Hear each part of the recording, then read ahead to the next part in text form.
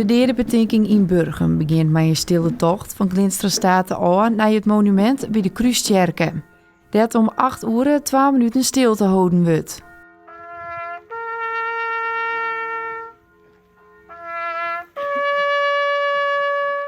Het thema van de betinking dit jaar is de geschiedenis leren begrijpen. Er is een bekende politicus die het een keer zei, als je het verliezen net kennen, dan begrijp je het joert net en dan kun je de toekomst net goed vormen. Dus het is een oude les, maar ik denk dat er heel erg op gaat.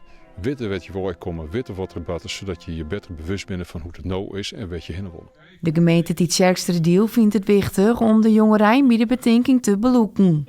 Werden stiekem aangeboden. Het was voor mijn tijd. Wegversperringen en pijn.